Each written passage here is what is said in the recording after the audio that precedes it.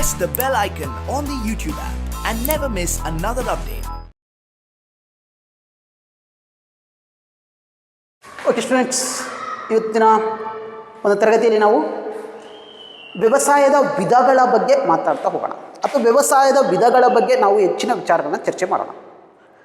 So ಇಲ್ಲಿಯವರೆಗೆ ಅಂದರೆ ಈ ಹಿಂದಿನ ತರಗತಿಯಲ್ಲಿ ನಾವು ಕರ್ನಾಟಕದಲ್ಲಿ ಇರ್ತಕ್ಕಂಥ ಭೂಪ್ರದೇಶ ಎಷ್ಟು, ಆ ಇರ್ತಕ್ಕಂಥ ಭೂಪ್ರದೇಶದಲ್ಲಿ ಯಾವ ಯಾವ ವಿಧಾನಗಳಿಗೆ ಅಥವಾ ಯಾವ ಯಾವ ರೀತಿಯಾಗಿ ಭೂ ಬಳಕೆಯನ್ನು ಮಾಡಲಾಗುತ್ತೆ, ಯಾವ ವಿಧಾನದಲ್ಲಿ ಹೆಚ್ಚಿನ ಭಾಗ ಬಳಕೆ ಆಗುತ್ತೆ, ಯಾವ ಜಿಲ್ಲೆಯಲ್ಲಿ ಆಗುತ್ತೆ, ಮತ್ತು ವ್ಯವಸಾಯದ ಬಗ್ಗೆ ಬಂದ್ವಿ. ವ್ಯವಸಾಯ ಎಷ್ಟರ ಮಟ್ಟಿಗೆ ನಮ್ಮ ರಾಜ್ಯದಲ್ಲಿ ಪ್ರಾಮುಖ್ಯತೆಯನ್ನು ವಹಿಸುತ್ತೆ, ಯಾವ ಯಾವ ಕ್ಷೇತ್ರಗಳ ಅಭಿವೃದ್ಧಿಗೆ ವ್ಯವಸಾಯದ ಒಂದು ಕೊಡುಗೆ ಇದೆ ಅನ್ನೋದನ್ನು ನಾವು ನೋಡ್ತಾ ಹೋದ್ವಿ ಅದಲ್ವಾ. ಕೇವಲ ಆಹಾರ ಕ್ಷೇತ್ರವನ್ನು ಮಾತ್ರ, ಅದು ಆಹಾರವನ್ನು ಪೂರೈಕೆ ಮಾತ್ರ ಮಾಡೋದಿಲ್ಲ ಈ ವ್ಯವಸಾಯ. ನಾವೆಲ್ಲ ಅಂದ್ಕೊಂಡಿದ್ದೀವಿ ಕೃಷಿ ಅನ್ನೋದು ಕೇವಲ ಆಹಾರ ಧಾನ್ಯಗಳನ್ನು ಉತ್ಪಾದನೆ ಮಾಡುವಂಥ ಕೆಲಸಕ್ಕೆ ಮಾತ್ರ ಬಳಕೆ ಆಗುತ್ತೆ, ಅಥವಾ ಆ ಕ್ಷೇತ್ರಕ್ಕೆ ಅಥವಾ ಆ ಒಂದು ವಿಚಾರಕ್ಕೆ ಮಾತ್ರ ಇದು ಪ್ರಭಾವ ಬೀರುತ್ತೆ, ಅಥವಾ ಅದರ ಪ್ರಾಮುಖ್ಯತೆ ಮಾತ್ರ ಇರುತ್ತೆ ಅಂತ ನಾವು ಅಂದ್ಕೊಳ್ತೀವಿ. ಅದು ಮೂಲ ಒಂದು ಪ್ರಾಮುಖ್ಯತೆ ಇರ್ಬೋದು. ವ್ಯವಸಾಯದ ಮೂಲ ಪ್ರಾಮುಖ್ಯತೆ ಅಥವಾ ಮೂಲ ಕೆಲಸ ಅಂತಂದರೆ ಜನರಿಗೆ ಆಹಾರವನ್ನು ಒದಗಿಸುವಂಥ ಕೆಲಸ. ಆದರೆ ಅದು ಒಂದೇ ಕೆಲಸ ಅಂತ ನಾವು ಅಂದ್ಕೊಂಡ್ಬಿಡ್ತಾ ಇದ್ದೀವಿ, ಅಥವಾ ಅದರ ಪ್ರಾಮುಖ್ಯತೆ ಅದು ಒಂದೇ ಅಂದ್ಕೊಳ್ತಾ ಇದ್ದೀವಿ. ಆದರೆ ಅದು ತಪ್ಪು. ಅದಲ್ಲ, ಕೇವಲ ಆಹಾರವನ್ನು ಪೂರೈಸಿದ್ರ ಜೊತೆಯಲ್ಲಿಯೇ ಕೈಗಾರಿಕೆಗಳ ಅಭಿವೃದ್ಧಿಗೆ, ದೇಶದ ಆರ್ಥಿಕ ಅಭಿವೃದ್ಧಿಗೆ, ವಿದೇಶಿ ವ್ಯಾಪಾರದ ಒಂದು ಅಭಿವೃದ್ಧಿಗೆ, ಜೊತೆಗೆ ಅಷ್ಟೇ ಅಲ್ಲದ ಇವತ್ತಿನ ಕಾಲದಲ್ಲಿ ಅತಿ ಹೆಚ್ಚು ತೀವ್ರಗತಿಯಾಗಿ ಬೆಳೀತಾ ಇರುವಂಥ ತೃತೀಯ ರಂಗದ ಅಭಿವೃದ್ಧಿಗೂ ಕೂಡ ಇದು ಸಹಾಯವಾಗ್ತಕ್ಕಂಥದ್ದು ನಮಗೆ ಕಾಣ್ತಾ ಹೋಗ್ತೀವಿ. ಅಥವಾ ಈ ಕ್ಷೇತ್ರದಿಂದಲೂ ಕೂಡ ಅದರ ಮೇಲೆ ಪ್ರಭಾವ ಅಥವಾ ಅದರ ಪ್ರಗತಿಗೆ ಪ್ರಭಾವ ಬೀರುವಂಥದ್ದು ನಮಗೆ ಕಾಣ್ತಾ ಹೋಗುತ್ತೆ. ಸೊ ಹಾಗಾಗಿ ಇಷ್ಟು ಪ್ರಾಮುಖ್ಯತೆಯನ್ನು ಹೊಂದಿರತಕ್ಕಂಥ ವ್ಯವಸಾಯ ಕ್ಷೇತ್ರದ ವಿಚಾರಕ್ಕೆ ಅಥವಾ ಆ ವಿಚಾರದ ಬಗ್ಗೆ ಇನ್ನೂ ಅನೇಕ ಮಾಹಿತಿಗಳನ್ನು ಪಡಿತಾ ಹೋಗೋಣ ಇವತ್ತಿನ ತರಗತಿಯಲ್ಲಿ. ಬಹುಮುಖ್ಯವಾಗಿ ಇವತ್ತಿನ ತರಗತಿಯಲ್ಲಿ ವ್ಯವಸಾಯದ ವಿಧಗಳ ಬಗ್ಗೆ ನಾವು ತಿಳ್ಕೊಳ್ತಾ ಹೋಗೋಣ. ಸೊ ಇಡೀ ಕರ್ನಾಟಕದಾದ್ಯಂತ ಒಂದೇ ರೀತಿಯಾದಂಥ ವ್ಯವಸಾಯದ ವಿಧಾನಗಳನ್ನು ಕಾಣಲಿಕ್ಕೆ ಚಾನ್ಸ್ ಇಲ್ಲ. ಒಂದೇ ರೀತಿಯಾಗಿರ್ತಕ್ಕಂಥ ಇಡೀ ಕರ್ನಾಟಕದಲ್ಲಿ ಎಲ್ಲ ಕಡೆಯೂ ಒಂದೇ ರೀತಿಯಾದಂಥ ವ್ಯವಸಾಯವನ್ನು ಮಾಡ್ತಾರೆ ಅನ್ನೋದೆಲ್ಲ ಸುಳ್ಳು. ಸೊ ಅದರ ಬದಲಿಗೆ ಭಾಳ ವಿಭಿನ್ನವಾಗಿರ್ತಕ್ಕಂಥ ವೈವಿಧ್ಯವಾಗಿರ್ತಕ್ಕಂಥ ವ್ಯವಸಾಯದ ವಿಧಗಳನ್ನು ನಮಗೆ ಕಾಣಲಿಕ್ಕೆ ಚಾನ್ಸ್ ಇದೆ. ಒಂದು ಪ್ರದೇಶಕ್ಕೂ ಇನ್ನೊಂದು ಪ್ರದೇಶಕ್ಕೂ ವೈವಿಧ್ಯವಾಗಿರ್ತಕ್ಕಂಥ ವಿಧಾನಗಳನ್ನು ವಿಧಗಳನ್ನು ಅನುಸರಿಸ್ತಕ್ಕಂಥದ್ದು ಕಾಣ್ತಾ ಇದ್ದೀವಿ. ಯಾಕೆ ಆ ಕಾರ್ಯ ಆಗುತ್ತೆ, ಅಥವಾ ಆ ರೀತಿಯಾದಂಥ ವಿಭಿನ್ನವಾಗಿರ್ತಕ್ಕಂಥ ವ್ಯವಸಾಯದ ವಿಧಾನಗಳನ್ನು ಅಳವಡಿಸಿಕೊಳ್ಳಲಿಕ್ಕೆ ಕಾರಣಗಳೇನು ಅಂತ ನೋಡ್ತಾ ಹೋದರೆ ನಾವು ಎರಡು ರೀತಿಯಾಗಿ ವಿಧಗಳನ್ನು ಕಾಣ್ಬೋದು. ಒಂದು, ಕರ್ನಾಟಕದಲ್ಲಿ ಬೆಳೀತಕ್ಕಂಥ ಬೆಳೆಯ ಆಧಾರದ ಮೇಲೆ ವ್ಯವಸಾಯದ ವಿಧಾನಗಳನ್ನು ಅಥವಾ ವ್ಯವಸಾಯದ ಪ್ರಾಮುಖ್ಯತೆಯನ್ನು ನಾವು ಅಥವಾ ವಿಧಗಳನ್ನು ಕಾಣಲಿಕ್ಕೆ ಚಾನ್ಸ್ ಇದೆ. ಇನ್ನು ಎರಡನೇ ವಿಚಾರ ಅಂತಂದರೆ ನೀರಿನ ಪೂರೈಕೆ ಇರ್ಬೋದು, ವಾಯುಗುಣ ಪರಿಸ್ಥಿತಿಗಳು ಇರ್ಬೋದು, ಮತ್ತು ಫಲವತ್ತತೆ ಇರ್ಬೋದು, ಅಥವಾ ಭೂ ಹಿಡುವಳಿ ಇರ್ಬೋದು, ಮಳೆಯ ಪ್ರಮಾಣ ಇರ್ಬೋದು, ಭೂ ಸ್ವರೂಪ ಇರ್ಬೋದು, ಮಾರುಕಟ್ಟೆ ಆಧಾರಿತವಾಗಿ ಇವುಗಳ ಆಧಾರಿತವಾಗಿಯೂ ಕೂಡ ನಾವು ವ್ಯವಸಾಯದ ವಿಧಗಳನ್ನು ನಾವು ಕಾಣಲಿಕ್ಕೆ ಚಾನ್ಸ್ ಇದೆ. ಸೊ ನೋಡಿ, ಕರ್ನಾಟಕದಲ್ಲಿ ವ್ಯವಸಾಯದ ವಿಧಗಳನ್ನು ನಾವು ಎರಡು ಭಾಗಗಳಾಗಿ ವಿಂಗಡಣೆ ಮಾಡ್ಬೋದು. ಎರಡು ಭಾಗ ಅಲ್ಲ, ಎರಡು ರೀತಿಯಾಗಿ ವಿಂಗಡಣೆ ಮಾಡ್ಬೋದು. ಅಂದರೆ ಎರಡು ಆಧಾರದ ಮೇಲೆ ವಿಂಗಡಣೆ ಮಾಡ್ಬೋದು. ಒಂದು, ಅವುಗಳು ಬೆಳೆಗಳ ಆಧಾರದ ಮೇಲೆ ವಿಂಗಡಣೆ ಮಾಡ್ಬೋದು. ಅಂದರೆ ಬೆಳೆಗಳ ಆಧಾರದಲ್ಲಿ ಅಂತಂದರೆ ನಮಗೆ ಆಹಾರದ ಧಾನ್ಯಗಳು ಅಥವಾ ಆಹಾರ ಬೆಳೆಗಳು, ವಾಣಿಜ್ಯ ಬೆಳೆಗಳು ಮತ್ತು ನುಡುತೋಪುಗಳು ಅಂತಂದರೆ ಕರೀತಾ ಹೋಗ್ತವೆ. ಸೊ ಈ ರೀತಿಯಾಗಿ ವ್ಯವಸಾಯದ ವಿಧಗಳನ್ನು ಕಾಣಲಿಕ್ಕೆ ಚಾನ್ಸ್ ಇದೆ. ಅದೇ ರೀತಿಯಾಗಿ ಇನ್ನೊಂದು ಕಾರಣಗಳಲ್ಲಿ ನಾವು ವಿಭಜನೆಯನ್ನು ಮಾಡಲಿಕ್ಕೆ ಸಾಧ್ಯತೆ ಇದೆ. ಅದ್ಯಾವುದು ಅಂತಂದರೆ ನೀರಿನ ಪೂರೈಕೆಯ ಆಧಾರದ ಮೇಲೆ, ಮತ್ತು ಮಳೆಯ ಪ್ರಮಾಣದ ಆಧಾರದ ಮೇಲೆ, ಅಥವಾ ವಾಯುಗುಣದ ಆಧಾರದ ಮೇಲೆ, ಭೂ ಸ್ವರೂಪದ ಮೇಲೆ, ಮಾರುಕಟ್ಟೆಯ ಆಧಾರದ ಮೇಲೆ, ಈ ಎಲ್ಲ ಅಂಶಗಳನ್ನು ಆಧರಿಸಿ ಕೂಡ ನಾವು ಹಲವು ವಿಧಗಳಾಗಿ ಕೃಷಿ ಕಾರ್ಯಗಳನ್ನು ವಿಧಗಳಾಗಿ ವಿಂಗಡಿಸಲಿಕ್ಕೆ ಸಾಧ್ಯತೆ ಇದೆ. ಮೊದಲನೇದಾಗಿ ನಾವು ಇವತ್ತಿನ ತರಗತಿಯಲ್ಲಿ ಮೊದಲನೇ ವಿಚಾರಕ್ಕೆ ಬರೋಣ. ಅದ್ಯಾವುದಪ್ಪ ಅಂತಂದರೆ ನೀರಿನ ಪೂರೈಕೆ ಇರ್ಬೋದು, ಮಣ್ಣಿನ ಫಲವತ್ತತೆ ಇರ್ಬೋದು, ಮಳೆಯ ಪ್ರಮಾಣ ಇರ್ಬೋದು, ಲಭ್ಯವಿರುವ ಭೂಮಿ ಇರ್ಬೋದು, ಅಥವಾ ಮಾರುಕಟ್ಟೆ ಇರ್ಬೋದು. ಇವುಗಳ ಆಧಾರದ ಮೇಲೆ ಕೃಷಿಯನ್ನು ಯಾವ ಯಾವ ಭಾಗಗಳಾಗಿ ವಿಂಗಡಿಸಲಾಗಿದೆ. ಅಂದರೆ ಯಾವ ವಿಧಗಳ ಆಧಾರದ ಮೇಲೆ ಅಥವಾ ಯಾವ ವಿಧಗಳಾಗಿ ವಿಂಗಡಿಸಲಾಗಿದೆ ಅನ್ನೋದನ್ನು ಇವತ್ತಿನ ತರಗತಿಯಲ್ಲಿ ನಾವು ಹೆಚ್ಚಿನ ಮಾಹಿತಿಗಳನ್ನ ಪಡಿತಾ ಹೋಗೋಣ. ಅದರಲ್ಲಿ ಮೊದಲನೇದಾಗಿ ಅಂತ ಅಂದರೆ ಜೀವನಾಧಾರಿತ ಬೇಸಾಯ ಅಂತಂದರೆ ಕರಿತಾ ಹೋಗ್ತೀವಿ.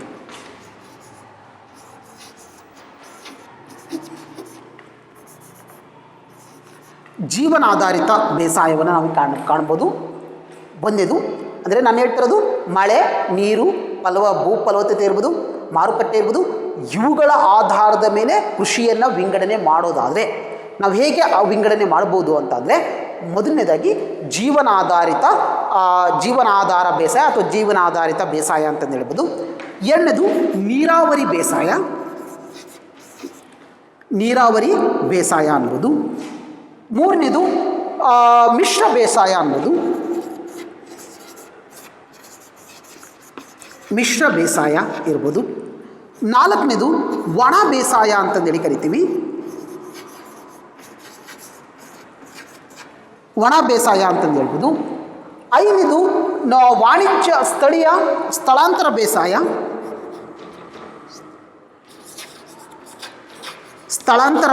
ಆಗಿರ್ಬೋದು. ಐದನೇದು ವಾಣಿಜ್ಯ ಮತ್ತು ನಡುತೋಪು.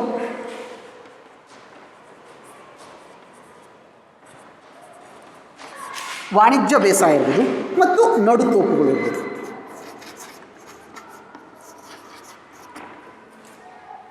ನೋಡಿ, ಈ ಒಂದು ಏನು ವಿಧಗಳಿದ್ದಾವೆ ಇವುಗಳನ್ನು ನಾವು ಹೇಗೆ ವಿಂಗಡಣೆ ಮಾಡ್ತಾ ಇದ್ದೀವಿ ಅಂದರೆ, ಆ ಪ್ರದೇಶದ ನೀರಿನ ಪೂರೈಕೆ ಇರ್ಬೋದು, ಮಳೆಯ ಪ್ರಮಾಣ ಇರ್ಬೋದು, ಮಾರುಕಟ್ಟೆ ಒಂದು ಸೌಲಭ್ಯಗಳಿರ್ಬೋದು, ಅಥವಾ ಭೂ ಹಿಡುವಳಿಗಳಿರ್ಬೋದು, ವಾಯುಗುಣ ಇರ್ಬೋದು, ಇವುಗಳ ಆಧಾರದ ಮೇಲೆ ನಾವು ಕರ್ನಾಟಕದ ಕೃಷಿಯನ್ನು ಈ ರೀತಿಯಾಗಿ ವಿಂಗಡಿಸಲಿಕ್ಕೆ ಸಾಧ್ಯತೆ ಇದೆ. ಒಂದನೇದಾಗಿ ಜೀವನಾಧಾರಿತ ಬೇಸಾಯ, ಎರಡನೇದು ನೀರಾವರಿ ಬೇಸಾಯ, ಮೂರನೇದು ಮಿಶ್ರ ಬೇಸಾಯ, ಒಣ ಬೇಸಾಯ, ಸ್ಥಳಾಂತರ ಬೇಸಾಯ, ವಾಣಿಜ್ಯ ಬೇಸಾಯ ಮತ್ತು ನಡುತೋಪು ಬೇಸಾಯಗಳಾಗಿ ವಿಂಗಡಿಸ್ಬೋದಾಗಿರ್ತಕ್ಕಂಥದ್ದು. ಹಾಗಾದರೆ ಒಂದೊಂದಾಗಿ ತಿಳ್ಕೊಳ್ತಾ ಬರೋಣ. ಜೀವನಾಧಾರಿತ ಬೇಸಾಯ ಅಂದರೆ ಏನು ಅಂದರೆ, ಒಬ್ಬ ಕೃಷಿಕ ತನ್ನ ಜೀವನೋಪಾಯಕ್ಕಾಗಿ ಬೆಳೆಯಲ್ಪಡುವಂತಹ ಬೆಳೆಯನ್ನು ಅಥವಾ ಕೃಷಿ ಕೆಲಸಕ್ಕೆ ನಾವು ಜೀವನಾಧಾರ ಬೇಸಾಯ ಅಂತಂದೇಳಿ ಕರಿತಾ ಹೋಗ್ತೀವಿ, ಅಥವಾ ಜೀವನಾಧಾರಿತ ಬೇಸಾಯ. ಅಂದರೆ ಅವನ ಮೂಲ ಉದ್ದೇಶ ಏನಾಗಿರುತ್ತೆ ಅಂತಂದರೆ, ಅದನ್ನು ಬಂದಿರತಕ್ಕಂಥ ಬೆಳೆಯನ್ನು ಮಾರಾಟ ಮಾಡುವ ಉದ್ದೇಶ ಆಗಿರೋದಿಲ್ಲ. ಅವನು ಕೇವಲ ತನ್ನ ಮನೆಯ ಜೀವನಕ್ಕಾಗಿ ಅದನ್ನು ಬೆಳೆಯನ್ನು ಬೆಳಿತಾನೆ. ಅಂದರೆ ಕೆಲವೊಬ್ಬರು ಏನು ಮಾಡ್ತಾರೆ ಅಂತಂದರೆ, ಸಣ್ಣ ಒಂದು ಹಿಡುವಳಿ ಇದ್ದಾಗ ಅವರು ಕೇವಲ ಒಂದು ಜೋಳವನ್ನು ಬೆಳೆಯೋದು ಅಥವಾ ಭತ್ತವನ್ನು ಹಾಕೋದು, ಅದು ಬಂದಿರತಕ್ಕಂಥ ಬೆಳೆಯನ್ನು ತನ್ನ ಮನೆಗಾಗಿಯೇ ಬಳಕೆ ಮಾಡ್ತಾರೆ. ಸೊ ಇಲ್ಲಿ ಮಾರಾಟ ಮಾಡುವ ಉದ್ದೇಶ ಇರೋದಿಲ್ಲ, ಅವನು ಬೇರೆಗೆ ಕೊಡಬೇಕು ಅನ್ನೋ ಉದ್ದೇಶ ಇರೋದಿಲ್ಲ, ಕೇವಲ ತನ್ನ ಮನೆಗಾಗಿ ಅವನು ಬೆಳೀತಾನೆ. ಹೆಚ್ಚಿಗೆ ಬಂದಾಗ ಮಾತ್ರ ಮಾರಾಟ ಮಾಡ್ಬೋದು. ಹೆಚ್ಚಿಗೆ ಬಂದಾಗ, ಬೆಳೆ ಹೆಚ್ಚು ಬಂದಾಗ ಅವಾಗ ಅವನು ಮಾರಾಟ ಮಾಡಿರ್ಬೋದು. ಆದರೆ ಅವನ ಉದ್ದೇಶ ಏನಾಗಿರುತ್ತೆ ಅಂತಂದರೆ, ಮೂಲ ಉದ್ದೇಶ ತನ್ನ ಮನೆಗಾಗಿಯೇ ಅದನ್ನು ಬೆಳಿತಾನೆ. ಆ ಕೃಷಿ ಚಟುವಟಿಕೆಯನ್ನು ಅಥವಾ ವ್ಯವಸಾಯವನ್ನು ಕೇವಲ ತನ್ನ ಮನೆಗಾಗಿಯೇ ಮಾಡ್ತಾನೆ. ಹಾಗಾಗಿ ಅದನ್ನು ನಾವು ಜೀವನಾಧಾರಿತ ಬೇಸಾಯ ಅಥವಾ ಜೀವನಾಧಾರ ಬೇಸಾಯ ಅಂತಂದೇಳಿ ಕರಿತಾ ಹೋಗ್ತೀವಿ. ಇನ್ನು ಎರಡನೇದು ಅಂತಂದರೆ ನೀರಾವರಿ ಬೇಸಾಯ ಅಂತಂದೇಳಿ ಕರಿತೀವಿ. ನೀರಾವರಿ ಬೇಸಾಯ ಅಂದ ತಕ್ಷಣ ನಮಗೆಲ್ಲರಿಗೂ ಆನ್ಸರ್ ಗೊತ್ತಾಗುತ್ತೆ, ಅದಲ್ವಾ? ಬಾವಿಗಳ ಮೂಲಕ ಇರ್ಬೋದು, ಕೆರೆಗಳ ಮೂಲಕ ಇರ್ಬೋದು, ಕಾಲುವೆಗಳ ಮೂಲಕ ಇರ್ಬೋದು, ಇವುಗಳ ಮೂಲಕ ನೀರಿನ ಪೂರೈಕೆಯನ್ನು ಮಾಡೋದ್ರ ಮೂಲಕ ಇಲ್ಲಿ ಬೆಳೆಗಳನ್ನು ಬೆಳೀತಾನೆ. ಈ ಒಂದು ಬೆಳೆಗಳಲ್ಲಿ ನಾವು ಹೆಚ್ಚಾಗಿ ಭತ್ತ, ಕಬ್ಬುಗಳನ್ನು ಬೆಳೀಲಿಕ್ಕೆ ಸಾಧ್ಯತೆ ಇರ್ತಕ್ಕಂಥದ್ದು ಕಾಣ್ತಾ ಹೋಗುತ್ತೆ. ಸೊ ಹಾಗಾಗಿ ಈ ಬೆಳೆಗಳು ಅತ್ಯಧಿಕವಾಗಿ ಬೆಳೆಯನ್ನು ಬೆಳೀತಾನೆ. ಮತ್ತು ಇಲ್ಲಿ ನೀರಿನ ಒಂದು ಪೂರೈಕೆ ತುಂಬ ಜಾಸ್ತಿ ಇದ್ದಂಥ ಪ್ರದೇಶದಲ್ಲಿ ಮಾತ್ರ ಈ ಒಂದು ಬೆಳೆಗಳನ್ನು ಕಾಣಲಿಕ್ಕೆ ಚಾನ್ಸ್ ಇದೆ. ಮತ್ತು ಎಲ್ಲ ಕಡೆನೂ ಎಲ್ಲ ಬೆಳೆಗಳನ್ನು ನಾವು ನೀರಾವರಿ ಬೆಳೆಯಲ್ಲೇ ಬೆಳೆಸಲಿಕ್ಕೆ ಸಾಧ್ಯತೆ ಇಲ್ಲ. ಸೊ ನೀರು ಪೂರೈಕೆ ಇದ್ದಾಗ ಬೇರೆ ಬೆಳೆಯನ್ನು ಬೆಳಿಬೇಕಾಗುತ್ತೆ, ನೀರಿನ ಪೂರೈಕೆ ಕಡಿಮೆ ಇದ್ದಾಗ ಬೇರೆ ಬೆಳೆಗಳನ್ನು ಬೆಳಿಬೇಕಾಗುತ್ತೆ. ಸೊ ಹಾಗಾಗಿ ಇಲ್ಲಿ ನೀರಾವರಿ ಬೇಸಾಯವನ್ನು ನಮಗೆ ನೀರಿನ ಪೂರೈಕೆಗಳು ಜಾಸ್ತಿ ಇದ್ದಂಥ ಸಂದರ್ಭಗಳಲ್ಲಿ ಬಳಕೆಯನ್ನು ಮಾಡ್ತಾರೆ. ಹಾಗಾಗಿ ನೀರಾವರಿ ಬೇಸಾಯವನ್ನು ಕೂಡ ಕಾಣಲಿಕ್ಕೆ ಚಾನ್ಸ್ ಇದೆ. ಇನ್ನು ಮಿಶ್ರ ಬೇಸಾಯ ಅಂತಂದೇಳಿ ನಾವು ಅದನ್ನು ಕರಿತಾ ಹೋಗ್ತೀವಿ. ಮಿಶ್ರ ಬೇಸಾಯ ಅಂತಂದರೆ ನಾನು ಆಗಲೇ ಹೇಳಿದೆ, ಕೇವಲ ಕೃಷಿಯನ್ನು ಮಾತ್ರ ಅಥವಾ ವ್ಯವಸಾಯವನ್ನು ಮಾತ್ರನೇ ಆ ರೈತ ಮಾಡಿದೆ, ಅದ್ರ ಜೊತೆಗೆ ಮೀನುಗಾರಿಕೆಯನ್ನು ಮಾಡ್ತಕ್ಕಂಥದ್ದು, ರೇಷ್ಮೆ ಸಾಗಾಣಿಕೆ ಮಾಡ್ತಕ್ಕಂಥದ್ದು ಇರ್ಬೋದು, ಅಥವಾ ಜೇನು ಸಾಗಾಣಿಕೆ ಮಾಡ್ತಕ್ಕಂಥದ್ದು ಇರ್ಬೋದು, ಕುರಿ ಸಾಗಾಣಿಕೆ ಮಾಡ್ತಕ್ಕಂಥದ್ದು ಇರ್ಬೋದು. ಸೊ ಈ ರೀತಿಯಾದಂಥ ಉಪಕಸುಬುಗಳನ್ನು ಕೂಡ ಅವನು ಮಾಡ್ತಾ ಇದ್ದರೆ ಅದನ್ನು ನಾವು ಮಿಶ್ರ ಬೇಸಾಯ ಅಂತಂದೇಳಿ ಕರಿತಾ ಹೋಗ್ತೀವಿ. ಅಂದರೆ ಕೃಷಿಯ ಜೊತೆಯಲ್ಲಿಯೇ ಈ ಕೆಲಸವನ್ನು ಕೂಡ ಮಾಡ್ತಕ್ಕಂಥದ್ದು, ಇದನ್ನು ನಾವು ಮಿಶ್ರ ಬೇಸಾಯವನ್ನು ಕೂಡ ಕಾಣ್ತಾ ಹೋಗ್ತೀವಿ. ಇನ್ನು ಒಣ ಬೇಸಾಯ ಅಂತಂದರೆ ಮಳೆಯ ಆಧಾರಿತ ಬೇಸಾಯವೇ ಆಗಿರುತ್ತೆ. ಇದನ್ನು ಶುಷ್ಕ ಬೇಸಾಯ ಅಂತ ಕೂಡ ಕರಿತಾ ಹೋಗ್ತೀವಿ. ಅಂದರೆ ಇದು ಮಳೆ ಆಧಾರಿತ ಬೇಸಾಯ ಅಂತಂದೇಳಿ ಕರಿತೀವಿ. ಇಲ್ಲಿ ನೀರಾವರಿ ಸೌಲಭ್ಯಗಳು ಇರೋದಿಲ್ಲ, ಕೇವಲ ಮಳೆಯನ್ನು ಆಧರಿಸಿ ಬೆಳೆಯನ್ನು ಬೆಳೆಯಲಾಗುತ್ತೆ ಇಲ್ಲಿ. ಸೊ ಇಲ್ಲಿ ನಾವು ಹೆಚ್ಚಾಗಿ ಜೋಳ ಈ ರೀತಿಯಾದಂತಹ ಒಂದು ಏನು ಬೆಳೆಗಳಿದ್ದಾವೆ, ಸೊ ಆ ರೀತಿಯಾದಂತಹ ಬೆಳೆಗಳನ್ನು ನಾವು ಬೆಳಿಬೇಕಾಗತ್ತೆ. ಇನ್ನು ಸ್ಥಳಾಂತರ ಬೇಸಾಯ ಅಂತಂದೇಳಿ ಕರಿತೀವಿ. ಒಂದು ಕಡೆಯಿಂದ ಇನ್ನೊಂದು ಕಡೆಗೆ ವರ್ಷದಿಂದ ವರ್ಷಕ್ಕೆ ಚೇಂಜ್ ಆಗುವಂಥದ್ದು ಇರ್ಬೋದು. ಇನ್ನು ವಾಣಿಜ್ಯ ಬೇಸಾಯ ಇದೆಯಲ್ಲ, ಇದು ವ್ಯಾಪಾರದ ದೃಷ್ಟಿಯಿಂದಲೇ ಮಾಡ್ತಕ್ಕಂಥ ಬೆಳೆಗಳು. ಅಂದರೆ ರೈತ ಹಣದ ಗಳಿಕೆಯ ದೃಷ್ಟಿಯಿಂದ ಬೆಳೆಯಲ್ಪಡುವಂಥ ಬೆಳೆಗಳನ್ನು ನಾವು ವಾಣಿಜ್ಯ ಬೇಸಾಯ ಅಥವಾ ವಾಣಿಜ್ಯ ಬೆಳೆಗಳು ಅಂತೇಳಿ ಕರಿತಾ ಹೋಗ್ತೇವೆ. ಇಲ್ಲಿ ಅವನ ಉದ್ದೇಶ ತನ್ನ ಮನೆಯ ಜೀವನೋಪಕ್ಕಾಗಿ ನಡೆಸದೆ ಇದನ್ನು ಕೇವಲ ವ್ಯಾಪಾರದ ದೃಷ್ಟಿಯಿಂದಲೇ ಮಾಡ್ತಕ್ಕಂಥದ್ದು ಆಗಿರುತ್ತೆ. ಅಂದರೆ ಕಬ್ಬಿರ್ಬೋದು, ನಮಗೆ ಸೂರ್ಯಕಾಂತಿಗಳು ಇರ್ಬೋದು. ಸೊ ಈ ರೀತಿಯಾದಂಥ ಬೆಳೆಗಳಿದಾವಲ್ಲ, ಇವುಗಳನ್ನು ಬೆಳೀತಕ್ಕಂಥ ಉದ್ದೇಶ ಏನಾಗಿರುತ್ತೆ ಅಂದರೆ ಇದನ್ನು ಮಾರುಕಟ್ಟೆಯಲ್ಲಿ ಮಾರಾಟ ಮಾಡಿ ಅತ್ಯಧಿಕ ಹಣವನ್ನು ಗಳಿಸುವಂಥದ್ದೇ ಅವನ ಉದ್ದೇಶವಾಗಿರುತ್ತೆ ವಿನಃ ಇವುಗಳನ್ನು ಮನೆಯಲ್ಲಿ ಇಟ್ಕೊಂಡು ಜೀವನೋಪಕ್ಕಾಗಿ ಬಳಸಲಿಕ್ಕೆ ಸಾಧ್ಯತೆ ಇಲ್ಲ. ಸೊ ಹಾಗಾಗಿ ಇಂತಹ ಬೇಸಾಯ ಪದ್ಧತಿಯನ್ನು ನಾವು ವಾಣಿಜ್ಯ ಬೇಸಾಯ ಅಂತಂದೇಳಿ ಕರಿತಾ ಹೋಗ್ತೀವಿ. ಇನ್ನು ನಾಲ್ಕನೇದಾಗಿ ಇನ್ನೊಂದು ಅಂತಂದರೆ ನಡುತೋಪು ಬೇಸಾಯ ಅಂತಂದೇಳಿ ಕರಿತಾ ಹೋಗ್ತೀವಿ. ಈ ಒಂದು ವಿಧವಾದಂತಹ ಬೇಸಾಯವನ್ನು ನಾವು ಪ್ಲಾಂಟೇಶನ್ ಅಂತ ಕೂಡ ಕರೀಬೋದು. ಇಲ್ಲಿ ಅತ್ಯಧಿಕವಾಗಿರ್ತಕ್ಕಂಥ ವಿಶಾಲವಾದ ಸಾಗುವಳಿ ಭೂಮಿಯಲ್ಲಿ ಈ ಒಂದು ಬೇಸಾಯವನ್ನು ಮಾಡಲಾಗುತ್ತೆ. ಅದು ಕಾಫಿ ಇರ್ಬೋದು, ರಬ್ಬರ್ ಇರ್ಬೋದು, ಮತ್ತು ಚಹಾ ಇರ್ಬೋದು. ಸೊ ಈ ರೀತಿಯಾದಂಥ ಒಂದು ಪ್ಲಾಂಟೇಶನ್ಗಳನ್ನು ಏನು ಕಾಣ್ತಾ ಹೋಗ್ತೀವಿ, ಸೊ ಅಲ್ಲಿ ನಾವು ಈ ನಡುತೋಪು ಬೇಸಾಯಗಳನ್ನು ಕಾಣಲಿಕ್ಕೆ ಚಾನ್ಸ್ ಇದೆ.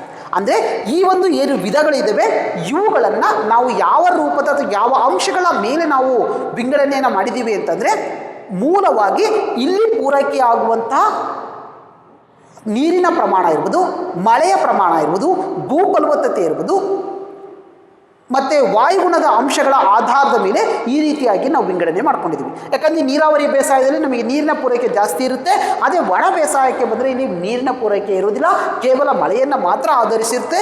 ನಡುತೋಪು ಬೇಸಾಯಕ್ಕೆ ಬಂದಾಗ ಭೂ ಹಿಡುವಳಿ ದೊಡ್ಡದಾಗಿ ಕಾಣಲಿಕ್ಕೆ ದೊಡ್ಡದಾಗಿದ್ದಾಗ ಮಾತ್ರ ಈ ಬೇಸಾಯವನ್ನು ಮಾಡಲಿಕ್ಕೆ ಸಾಧ್ಯತೆ ಇರುತ್ತೆ. ನಾವು ಎಲ್ಲೋ ಸಣ್ಣ ಪುಟ್ಟ ಭೂಪ್ರದೇಶವನ್ನು ಹೊಂದಿಕೊಂಡು ನಾವು ನಡುತೋಪು ಬೇಸಾಯವನ್ನು ಮಾಡ್ತೀವಿ ಅಂದರೆ ಸಾಧ್ಯ ಇಲ್ಲ.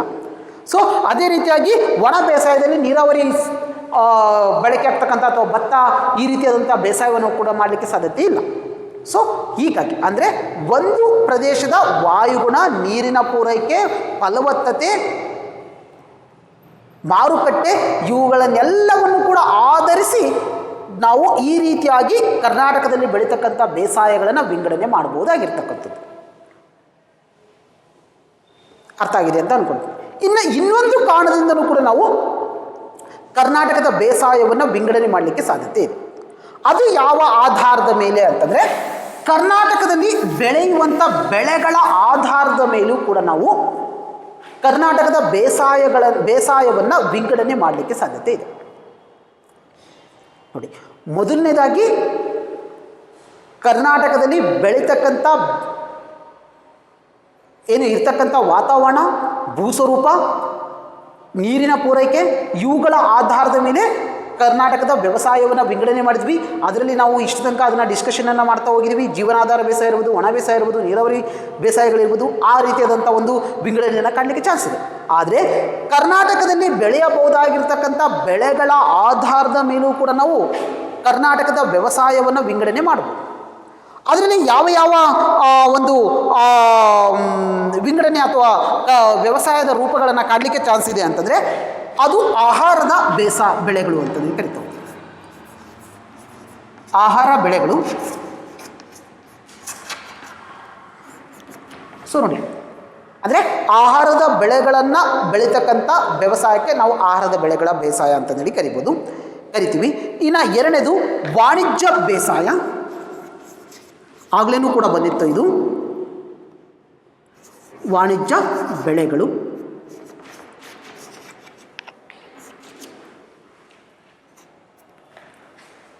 ಮೂರನೇದಾಗಿ ಎಣ್ಣೆ ಕಾಳುಗಳು.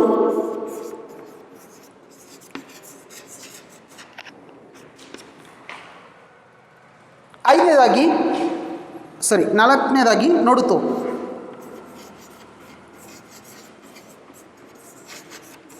ನಡುತೋಪು ಬೇಸಾಯ. ನೋಡಿ, ಆಗಲೇ ನಾವೇನು ಡಿಸ್ಕಷನ್ ಮಾಡಿದ್ವಿ, ನಾನು ಮತ್ತೊಂದು ಸತಿ ಹೇಳ್ತೇನೆ. ಆ ಒಂದು ವಿಧಗಳನ್ನು ಬೇಸಾಯದ ವಿಧಗಳನ್ನು ನಾವು ಹೇಗೆ ವರ್ಗೀಕರಣ ಮಾಡಿದ್ವಿ ಅಂತಂದರೆ, ಯಾವ ಆಧಾರದ ಮೇಲೆ ವರ್ಗೀಕರಣ ಮಾಡಿದ್ವಿ ಅಂತಂದರೆ, ಅದು ಆ ಪ್ರದೇಶದಲ್ಲಿ ಇರ್ತಕ್ಕಂಥ ಭೂ ಹಿಡುವಳಿ ಇರ್ಬೋದು, ನೀರಿನ ಪೂರೈಕೆ ಇರ್ಬೋದು, ಮಳೆಯ ಪ್ರಮಾಣ ಇರ್ಬೋದು, ಭೂಮಿಯ ಫಲವತ್ತತೆ ಇರ್ಬೋದು, ವಾಯುಗುಣ ಇರ್ಬೋದು, ಮಾರುಕಟ್ಟೆ ಇರ್ಬೋದು, ಇವುಗಳನ್ನು ಆಧರಿಸಿ ಆಗ್ಲಿನ ಏನು ಬೇಸಾಯ ಪದ್ಧತಿಗಳಿತ್ತು ಅವುಗಳಾಗಿ ನಾವು ವಿಂಗಡಣೆ ಮಾಡ್ತೀವಿ. ಇಲ್ಲಿ ಏನು ನಾನು ಬರೆದೀನಿ ಬೇಸಾಯದ ವಿಧಗಳನ್ನು, ಇದು ಬೆಳೆಗಳ ಆಧಾರದ ಮೇಲೆ ನಾವು ವಿಂಗಡಣೆ ಮಾಡಿರ್ತಕ್ಕಂಥ. ಅಂದರೆ ಕರ್ನಾಟಕದಲ್ಲಿ ಯಾವ ಯಾವ ಬೆಳೆಗಳನ್ನು ಬೆಳೀತಾರೋ ಅವುಗಳ ಬೆಳೆಗಳ ಆಧಾರದ ಮೇಲೆ ನಾವು ಈ ರೀತಿಯಾಗಿ ವಿಂಗಡಣೆ ಮಾಡಲಿಕ್ಕೆ ಸಾಧ್ಯತೆ ಇದೆ. ಕರ್ನಾಟಕದ ಬೇಸಾಯಗಳು ಯಾವ್ಯಾವುದಿದ್ದಾವೆ ಅಂದರೆ, ಬೆಳೆಗಳ ಆಧಾರದ ಮೇಲೆ ಬರೋದಾದರೆ ಆಹಾರದ ಬೆಳೆಗಳು ಅಂತಂದೇಳಿ ಕರಿತೀವಿ, ವಾಣಿಜ್ಯ ಬೆಳೆಗಳು ಅಂತಂದೇಳಿ ಕರಿತೀವಿ, ಎಣ್ಣೆ ಕಾಳುಗಳು ಅಂತಂದೇಳಿ ಕರಿತೀವಿ, ನಾಲ್ಕನೇದಾಗಿ ನೋಡುತೋಪು ಅಂತಂದೇಳಿ ಕರಿತೀವಿ. ಹಾಗಾದರೆ ಆಹಾರದ ಬೆಳೆಗಳಲ್ಲಿ ಯಾವ್ಯಾವ ಬರ್ಬೋದು ಅಂತ ಅಂದರೆ, ನಮಗೆ ಸಾಮಾನ್ಯವಾಗಿ ನೆನಪು ಬರ್ತಕ್ಕಂಥದ್ದು ಭತ್ತ ಇರ್ಬೋದು, ಇದು ಊಟ ಮಾಡಲಿಕ್ಕೆ ಬರ್ತಕ್ಕಂಥದ್ದು, ಮತ್ತು ಜೋಳ ಇರ್ಬೋದು, ರಾಗಿ ಇರ್ಬೋದು, ಅದಲ್ವಾ. ಸೊ ಈ ಎಲ್ಲ ಏನು ಬೆಳೆಗಳು ಇದ್ದಾವೆ, ಸೊ ಈ ಎಲ್ಲ ಬೆಳೆಗಳನ್ನು ಕೂಡ ನಾವು ಆಹಾರದ ಬೆಳೆಗಳು ಅಂತಂದೇಳಿ ಕರಿತಾವೆ. ಸೊ ಜೋಳ, ರಾಗಿ, ಭತ್ತ, ಮೆಕ್ಕೆಜೋಳ, ಸೊ ಇವೆಲ್ಲ ತಿನ್ನಲಿಕ್ಕೆ ಬರ್ತಕ್ಕಂಥದ್ದು, ನಮ್ಮ ಆಹಾರಕ್ಕೆ ನಾವು ಸೇವನೆಯನ್ನು ಮಾಡ್ತೀವಿ. ಸೊ ಹಾಗಾಗಿ ಇದನ್ನು ಆಹಾರದ ಬೆಳೆಗಳು ಅಥವಾ ಆಹಾರದ ಕೃಷಿ ಬೇಸಾಯ ಅಂತಂದೇಳಿ ನಾವು ಅದನ್ನು ಕರೀಲಿಕ್ಕೆ ಸಾಧ್ಯತೆ ಇದೆ. ಇನ್ನು ಎರಡನೇದು ಅಂತಂದರೆ ವಾಣಿಜ್ಯ ಬೇಸಾಯ. ಇಲ್ಲಿ ಇವು ತಿನ್ನೋದಕ್ಕಿಂತ ಇಂಪಾರ್ಟೆಂಟಾಗಿ ಅಥವಾ ಆಹಾರದ ವಿಚಾರಗಳಿಗಿಂತ ಮುಖ್ಯವಾಗಿ ಇದನ್ನು ಮಾರಾಟ ಮಾಡುವ ದೃಷ್ಟಿಯಿಂದ ಬೆಳೆಯಲಾಗುತ್ತೆ. ಅದರಲ್ಲಿ ನಮಗೆ ಸಾಮಾನ್ಯವಾಗಿ ಬರ್ತಕ್ಕಂಥ ವಿಧಗಳು ಯಾವುವಪ್ಪ ಅಂತಂದರೆ, ಹತ್ತಿ ಇರ್ಬೋದು, ಕಬ್ಬು ಇರ್ಬೋದು, ಮತ್ತು ತಂಬಾಕು ಇರ್ಬೋದು, ಮತ್ತು ಈ ಥರ ಏನು ಬೆಳೆಗಳಿದ್ದಾವೆ. ಸೊ ಈ ಬೆಳೆಗಳು ನಾವು ವಾಣಿಜ್ಯ ಬೆಳೆಗಳಲ್ಲಿ ಬರಲಿಕ್ಕೆ ಸಾಧ್ಯತೆ ಇದೆ. ಸೊ ಇವುಗಳನ್ನು ಸಾಮಾನ್ಯವಾಗಿ ಬೆಳೀತಕ್ಕಂಥ ಉದ್ದೇಶ ಏನಾಗಿರುತ್ತೆ ಅಂತಂದರೆ, ಮಾರಾಟ ಮಾಡುವ ಉದ್ದೇಶವೇ ಇದರಲ್ಲಿ ಇರುತ್ತೆ. ಸೊ ಇದನ್ನು ಯಾವುದೇ ಕಾರಣಕ್ಕೂ ಮನೆಗೋಸ್ಕರನೇ ಅಥವಾ ಆಹಾರದ ಪದಾರ್ಥಗಳಿಗೋಸ್ಕರನೇ ನಾವು ಬೆಳೆಯೋದಿಲ್ಲ. ಸೊ ಇವನ್ನ ಸಾಮಾನ್ಯವಾಗಿ ಅದಕ್ಕೆ ಬಳಸ್ತೀವಿ. ಇನ್ನು ಎಣ್ಣೆ ಕಾಳುಗಳು ಅಂತಂದೇಳಿ ಕರಿತಾ ಹೋಗ್ತೀವಿ. ಅಂದರೆ ಇವನ್ನ ಎಣ್ಣೆ ಉತ್ಪಾದನೆಗೆ ಬಳಸ್ತಾರೆ ಈ ಬೆಳೆಗಳನ್ನು, ಅಥವಾ ಇದನ್ನು ಇವುಗಳನ್ನು ನಾವು ಬಳಸ್ತಕ್ಕಂಥದ್ದು. ಅದರಲ್ಲಿ ಶೇಂಗಾ ಇರ್ಬೋದು, ಎಳ್ಳಿರ್ಬೋದು, ಮತ್ತು ಸೂರ್ಯಕಾಂತಿ ಇರ್ಬೋದು. ಸೊ ಈ ಎಲ್ಲ ಏನು ಬೆಳೆಗಳಿದ್ದಾವೆ ಇವು ಎಣ್ಣೆ ಕಾಳುಗಳು. ಸೊ ಅಂದರೆ ಇದನ್ನು ಎಣ್ಣೆ ಉತ್ಪಾದನೆಗೋಸ್ಕರ ಬಳಸ್ತಕ್ಕಂಥವು. ಇನ್ನು ನಡುತೋಪು ಅಂತಂದು ಹೇಳಿದ್ವಿ, ಇದು ದೊಡ್ಡ ದೊಡ್ಡ ಭೂ ಹಿಡುವಳಿಗಳಲ್ಲಿ ಬೆಳೀತಕ್ಕಂಥ ಬೆಳೆ. ಅಂದರೆ ಕಾಫಿ, ಚಹಾ, ರಬ್ಬರ್, ಸೊ ಈ ಏನು ಬೆಳೆಗಳಿದ್ದಾವೆ ಸೊ ಅವುಗಳನ್ನು ನಾವು ನಡುತೋಪು ಬೇಸಾಯ ಅಂತಂದೇಳಿ ಕರಿತಾ ಹೋಗ್ತೀವಿ.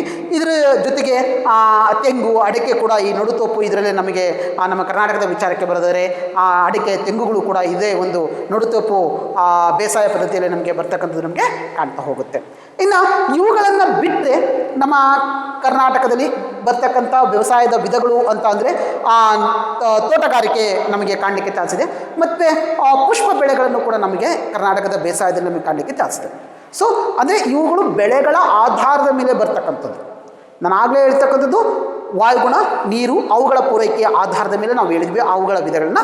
ಈಗ ನಾನು ಹೇಳ್ತಾ ಇರೋದು ಬೆಳೆಗಳ ಆಧಾರದ ಮೇಲೆ ಕರ್ನಾಟಕದಲ್ಲಿ ವ್ಯವಸಾಯದ ವಿಧಗಳಾಗಿ ಈ ರೀತಿಯಾಗಿ ನಾವು ವಿಂಗಡಣೆಯನ್ನು ಮಾಡ್ತಾ ಬಂದಿದ್ದೀವಿ. ಹಾಗಾದರೆ ಈಗ ನಾವು ಒಂದೊಂದೇ ಬೆಳೆಗಳ ಬಗ್ಗೆ ತಿಳ್ಕೊಳ್ತಾ ಹೋಗೋಣ, ಅಥವಾ ಒಂದೊಂದೇ ರೀತಿಯಾದಂತಹ ಬೆಳೆಗಳ ಒಂದು ಮಹತ್ವವನ್ನು ನಾವು ಇಲ್ಲಿ ತಿಳಿತಾ ಹೋಗೋಣ. ಮೊದಲನೇದಾಗಿ ಆಹಾರ ಬೆಳೆಗಳ ಬಗ್ಗೆ ಬರೋಣ. ಆಹಾರ ಬೆಳೆ ಅಂತ ಅಂದರೆ ನಿಮಗೆ ಮನುಷ್ಯನ ಬದುಕಿಗೆ ಅಥವಾ ಮನುಷ್ಯ ಬದುಕಲಿಕ್ಕೆ ಬೇಕಾಗಿರ್ತಕ್ಕಂಥ ಮೂಲ ಸೌಕರ್ಯಗಳಲ್ಲಿ ಇದು ಕೂಡ ಒಂದು. ಸೊ ಹಾಗಾಗಿ ಅದರಲ್ಲಿ ಯಾವ ಯಾವ ಬೆಳೆಗಳು ಬರ್ತವೆ ಅಂತ ಹೇಳೋದು ನಾವು ಅವಶ್ಯಕತೆ ಇಲ್ಲ, ಯಾಕಂದರೆ ಅದು ಎಲ್ಲರಿಗೂ ಗೊತ್ತಿರುವಂಥ ವಿಚಾರಗಳು. ಭತ್ತ ಇರ್ಬೋದು, ಜೋಳ ಇರ್ಬೋದು, ರಾಗಿ ಇರ್ಬೋದು, ಮೆಕ್ಕೆಜೋಳ, ಸೊ ಹೀಗೆ ಹಲವು ಬೆಳೆಗಳು ನಿಮಗೆ ಬರ್ತವೆ. ಅದರಲ್ಲಿ ಬಹುಮುಖ್ಯವಾಗಿ ಈಗ ನಾವು ಭತ್ತದ ವಿಚಾರಕ್ಕೆ ಬರೋಣ. ಭತ್ತ ಅಥವಾ ಹಕ್ಕಿ ಅಂತಂದೇಳಿ ನಾವು ಅದನ್ನು ಭತ್ತವನ್ನು ಹಕ್ಕಿಯಾಗಿ ನಾವು ದಿನ ಬಳಕೆಯಲ್ಲಿ ಬಳಸ್ತೀವಿ. ಸೊ ಇದು ಕರ್ನಾಟಕದಲ್ಲಿ ಅತಿ ಹೆಚ್ಚು ಜನರು ಬಳಸುವ ಒಂದು ಆಹಾರ ಪದಾರ್ಥ. ಕರ್ನಾಟಕದಲ್ಲಿ ಅತಿ ಹೆಚ್ಚು ಜನರು ಬಳಕೆ ಮಾಡುವಂತಹ ಒಂದು ಆಹಾರ ಪದಾರ್ಥ ಅಂತಂದರೆ ಅದು ಭತ್ತ. ಕರ್ನಾಟಕದಲ್ಲಿ ಬಳಕೆ ಆಗ್ತಕ್ಕಂಥ ಹಲವು ಆಹಾರ ಪದಾರ್ಥಗಳಲ್ಲಿ ಭತ್ತ ಮೊದಲನೇ ಸ್ಥಾನದಲ್ಲಿ ನಮಗೆ ಕಂಡುಬರ್ತಾ ಹೋಗುತ್ತೆ. ಹಾಗಾದರೆ ಕರ್ನಾಟಕದಲ್ಲಿ ಬಳಕೆ ಆಗುವ ಸಾಗುವಳಿ ಭೂಮಿಯಲ್ಲಿ ಭತ್ತವನ್ನು ಬೆಳೀಲಿಕ್ಕೆ ಎಷ್ಟು ಪ್ರಮಾಣದ ಭೂಮಿಯನ್ನು ಬಳಸ್ತಾರೆ ಅಂತ ನಾವು ನೋಡ್ತಾ ಹೋದರೆ ಅದರಲ್ಲಿ 28.2% ಭೂಮಿಯನ್ನು ನೋಡಿ. ಕರ್ನಾಟಕದಲ್ಲಿ ಕೃಷಿಗಾಗಿ ಬಳಸಲ್ಪಡುವಂತಹ ಭೂಮಿಯಲ್ಲಿ 28.2% ಭೂಮಿಯನ್ನು ನಾವು ಭತ್ತವನ್ನು ಬೆಳೆಯಲಿಕ್ಕೋಸ್ಕರನೇ ಬಳಕೆ ಮಾಡ್ತೀವಿ.